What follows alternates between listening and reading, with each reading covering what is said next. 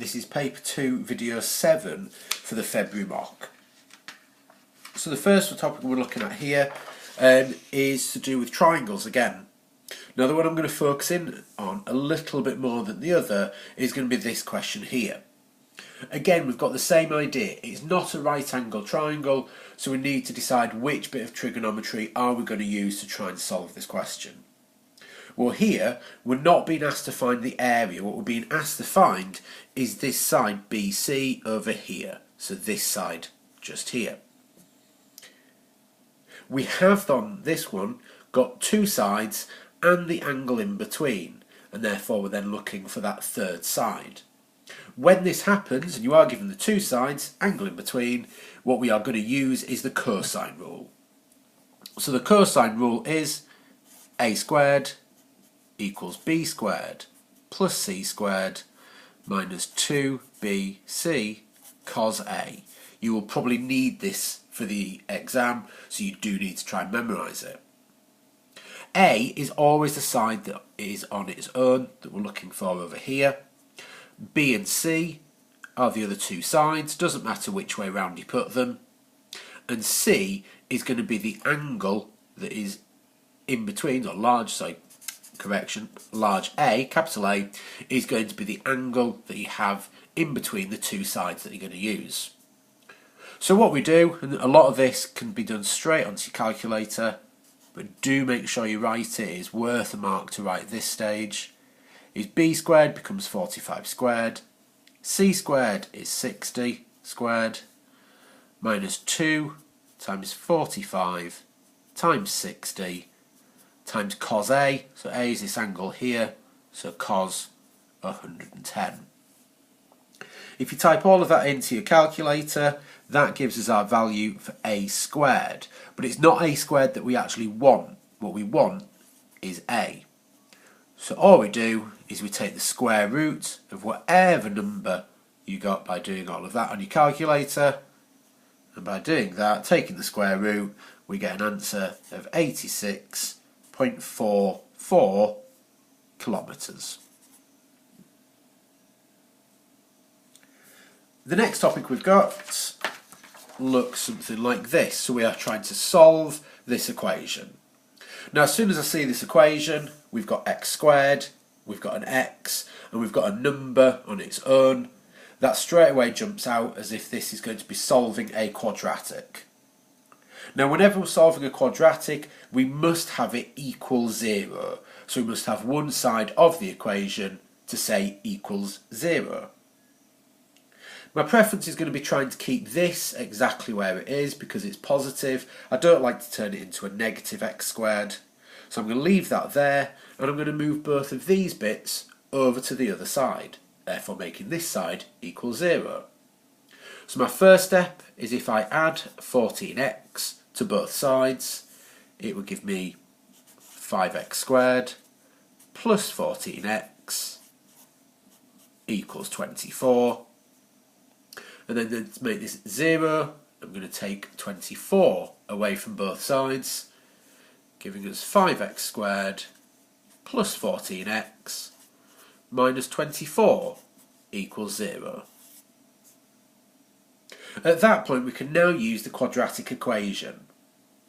The fact that makes me think it should be the quadratic equation is we're being asked to give our answer to a certain degree of accuracy. So here, 3 significant figures. In the exam, it quite possibly does say this to 2 decimal places as well as an alternative. So here what we do is we are going to say that A is going to be 5, B is whatever number is in front of the x, so in this case 14, and C is whatever number is on its own just after the x, so in this case minus 24. We then need to use the quadratic equation, which is minus b plus or minus the square root of b squared minus 4ac all over 2a. So this is why it's useful to have written out what a, b and c are, just to try and help us there. So at that point what I need to do is substitute in the correct values. So because it says minus b, that's minus 14. plus minus, and then the square root, b squared, so that's 14 squared, minus 4ac, simply means 4 times a times c, so in our case 4 times 5, times minus 24. Now be careful, on your calculator, whenever you type in a negative number, normally useful to put that into a little bracket, because your calculator sometimes does get confused, all over 2 times a, so 2 times 5. Now if you type that into your calculator, we are going to get two different answers. One when we put in a plus, and one when we use the minus. The plus version gives us our solution, and don't forget the solution is the value of x, so it finds out what values of x we would need. The plus solution comes out as 1.2 exactly, so we actually wouldn't need to round that one, already has been rounded for us and gives us a perfect answer of 1.2. And when you use the minus, that one actually comes out as x is equal to minus 4 exactly. The ones in exams, if you're going to use the quadratic formula, will nearly always come out as a decimal that you would then need to round, as we mentioned earlier. The final topic for this video is all to do with direct proportion. Now here it says that y is directly proportional to r squared. So the very first thing I'm going to write down is that y is directly proportional to r squared. Now that's a proportionality statement. It doesn't really help us that much in terms of solving anything. So what we do is we change this into a little formula.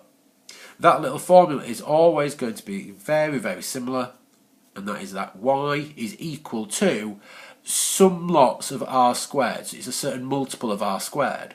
We don't know what that multiple is yet, but we tend to always use the letter k to represent that multiple. So it's y is equal to k times r squared. We then need to start substituting in some values. So notice the next line down in our question says that when r equals 4, y equals 24. So we've got a value of each letter that we're going to use to hopefully find the value of k here. So it says y is 24, so I replace the y with 24. K, we don't know, we're hopefully going to try and find this now, times r squared, so in this case 4 squared. So here we get 24 is equal to k times 16. So to find the value of k, we would have to divide by 16. 24 divided by 16 gives us 1.5. Don't forget you've got a calculator if you need to do that stage. So if k is 1.5, that simply means that I can now rewrite this little formula without using the letter k, but instead this time using the number 1.5. So we get that y is equal to 1.5 lots of r squared. So this is the link between y and r. This is how they are directly proportional. The very last line of our question says, work out the value of r when y is 1350. So with this last line we use this newfound formula here. It says that y is 1350 and that equals 1.5 times r squared. Now here the first thing we're going to have to do is divide by 1.5. So if we do 1350 divided by 1.5, that gives us 900. And that is equal to r squared. We want to find the value of r, so at that point I'd have to do the square root of 900.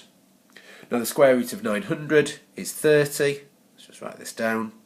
So the square root of 900 will give us our value of r. So we get that r is 30.